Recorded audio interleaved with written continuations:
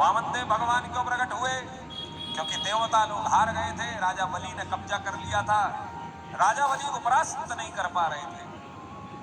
और जब पर जो व्यवस्था बनी तो वामन भगवान की सोचिए, आजकल हम और आप लोग अपने बच्चों का संस्कार दीक्षा नहीं करवा रहे, यज्ञोपवीत संस्कार नहीं करवा रहे, गर्भाधान संस्कार नहीं हो रहा। लेकिन यहाँ जब ईश्वर का भी प्राकट्य हुआ है, भगवान नारायण जब वामन देव के स्वरूप में बच्चे बन करके आए हैं, तो उनके सारे संस्कार आज हमारी संतति बिगड़ने का कारण अगर कुछ है तो हम सनातनी अपने सनातन धर्म के मूल संस्कारों से दूर हो गए। जो 16 संस्कार हैं उन सब संस्कारों से हम दूर हो गए। आज हमारे बच्चों का यज्ञोपवीत संस्कार नहीं। शिखा के बारे में तो मैंने कल ही बताया था, आप सब लोग चोटी के सारे बाल उड़ा देते, नहीं कभी नहीं जो है उड़ाना चाहिए।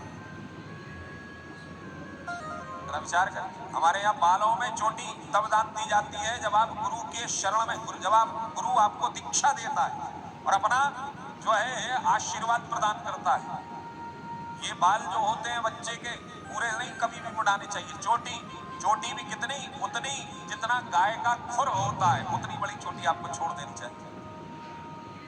हमारे पूरी चोटी थी, जब गादी पर बैठे तो पूरी की पूरी चली गई। फिर उसके बाद में हमने बड़ी धरने की कोशिश करी कि दोबारा आ जाए, बड़ी कमबख्त दानी चली गई, फिर दोबारा नहीं आई। ये लंबे लंबे बाल होते थे किसी जमाने में, नहीं आई, दान दे दी। फिर बाद में दिमाग लगाया यार चोटी नहीं आ रही, अब चोटी वाली जगह खाली हो गई। 3 संस्कार मुख्यतया बालक के जरूर होने चाहिए। आजकल मैं कर्ण छेदन संस्कार में भी एक कान छिदा हुआ देख रहा हूं बच्चों का। हमारे यहाँ दोनों छेदे जाते हैं, दोनों का छेदन होता है। यज्ञोपवीत संस्कार अवश्य में वो होना चाहिए, क्योंकि यज्ञोपवीत बच्चे को बांधता है। विचार करें, जब बच्चा यज्ञोपवीत संस्कार में होता है तो वह गायत्री मंत्र के लिए योग्य होता है, वेद के लिए योग्य होता है। जब ईश्वर भी संस्कारों से रहित नहीं है तो हम और आप लोग संस्कारों में कैसे हो सकते हैं? वामन देव जी भगवान का प्राकट्य हुआ भाद्र मास शुक्ल पक्ष जो है द्वादशी के दिन, चंद्रमा जब श्रवण नक्षत्र पर था तो वामन देव जी महाराज का प्राकट्य हुआ। वामन देव जी महाराज प्रकटे। आज वामन देव चले हैं राजा बलि के समक्ष, और राजा बलि के समक्ष जाकर के उन्होंने कहा भिक्षा भवति भिक्षाम देहि।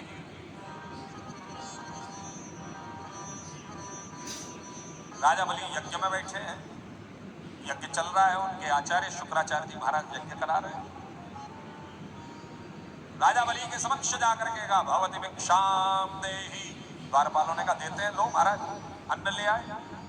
अरे भाई ब्राह्मण पूछा, 5 वर्ष का बालक आया, क्या चाहिए उसे? अन्न नहीं चाहिए होगा, भूखा होगा। वामन देव जी भगवान ने पूछा तुम कौन? बोले हम राजा के सेवक हैं। बोले नहीं, हम सेवकों से भिक्षा नहीं लेते, हटाओ। सेवकों का अधिकारी आया, अधिकारी ने देना चाहा, उन्होंने मना कर दिया ना। बोले किससे भिक्षा लेंगे? मंत्री आए। बोले ना। बोले यज्ञ का यजमान कौन है? हाँ सुन लो जजमानों गौर से, यज्ञ का यजमान कौन है? बोले जो यज्ञ का यजमान है हम उससे दक्षिणा लेंगे, हम उससे जो है भिक्षा लेंगे। बड़ा सुंदर भाव आता है हमारे यहाँ। 3 ही भिक्षा के योग्य हैं, ब्राह्मण क्षत्रिय और वैश्य, और तीनों की मांगने की परंपरा भी बिल्कुल अलग है।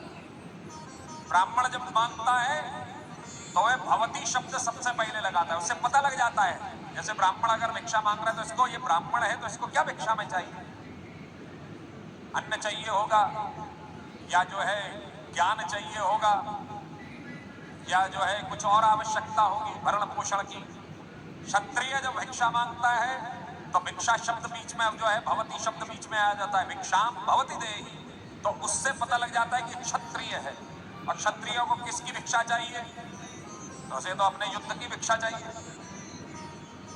और जब वैश्य मांगने जाता है तो भिक्षाम देहि भवती, ये शब्द आ जाता है, उससे पता लग जाता है कि कौन मांगने वाला, जो याचक है वो कौन है। ऐसा नहीं है कि किसी को भी आप लोग दे देते। आप लोग जो भिखारियों को जो भीख दे रहे हैं वो भीख है, वो दान नहीं है। भिखारियों को आप देते हैं वो भीख है। किसी सद्भावनात्मक व्यक्ति को जो दिया जाता है वो दान है, और किसी संत को जो दिया जाता है वो भिक्षा है, वो भिक्षा। और तीनों के स्वरूप भी अलग अलग है। भीख देने वाला, जो भीख को ग्रहण करने वाला व्यक्ति है, वो केवल पेट के लिए, शुदा के लिए जो है आपसे मांग याचना कर रहा है, उसके पास देने के लिए कुछ नहीं है।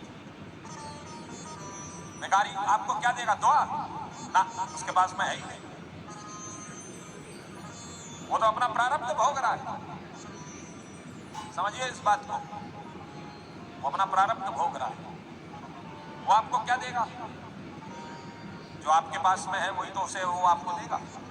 यहाँ बड़ा सुंदर भाव आता है, यहाँ वो भिक्षा मांगने आए हैं, लेकिन भिक्षा परिवर्तित हो गई दान में। राजा बलि खड़ा हुआ, राजा बलि जब चले, अंदर कोलाहल पहुंचा, आवाज हुई। राजा बलि ने कहा कौन है भाई? बोले कोई 5 वर्ष का बालक आया, भिक्षा मांग रहा। अच्छा चलो हम चलते।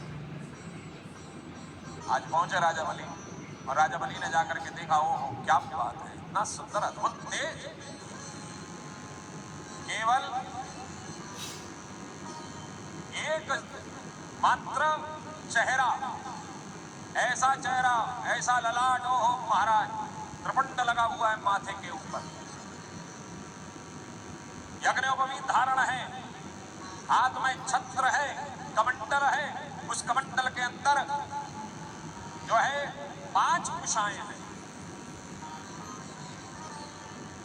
पैरों में चरण पादुका है, हाथ में भिक्षा पात्र है, लेकर के खड़े हैं महाराज।